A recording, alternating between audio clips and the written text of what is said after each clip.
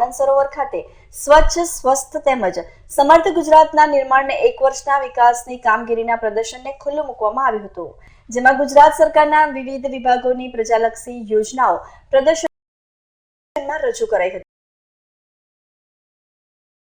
તેમજ ગુજરાતના મહિલા મુખ્યમંત્રી આનંદીબહેન પટેલના નેતૃત્વમાં ગુજરાત રાજ્ય વિકાસની દિશામાં ભરેલ હરણફાળની વિગતો સાથેના સાહિત્યનું પણ વેચાણ કરાયું હતું। ત્યારે પાટણ ભાજપના અગ્રણી નેતા ગુજરાત પ્રદેશ ભાજપ મહામંત્રી કેસી પટેલે ગુજરાત સરકારના વિકાસ કાર્યોની ઉપલબ્ધિ પણ વર્ણવી હતી। 22 તારીખે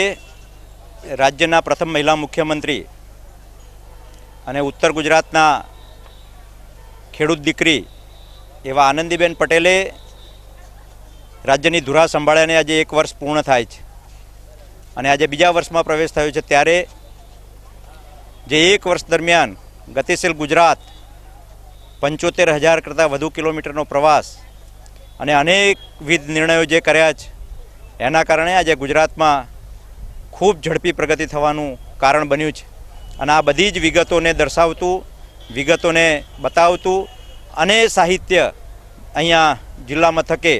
આજે એનું પ્રદર્શની ગોઠવવામાં આવ્યું હતું અને પ્રદર્શનીમાં દરેક વિભાગની જુદી જુદી નાનામાં નાની લોકોને મદદરૂપ થાય, ગરીબોને મદદરૂપ થાય એ પ્રકારની યોજનાઓનો લાભ અત્યારે મળે એ માટેની વ્યવસ્થા કરી છે અને અહીંયા સાહિત્ય પણ વિતરણ કરવામાં આવશે કે જેના કારણે સામાન્ય પ્રજાને જે જરૂરિયાત અને જ્યાંથી મળતી હોય એની માહિતી મળી જાય અને એ રીતે રાજ્યના પ્રથમ મહિલા મુખ્યમંત્રી પાટણમાં પણ જેમણે 10 વર્ષ સુધી અહીંયાથી પ્રતિનિધિત્વ કર્યું છે એવા આનંદીબેન પટેલનું આજે બીજા વર્ષમાં શાસન ધુરાને પ્રવેશ થાય છે ત્યારે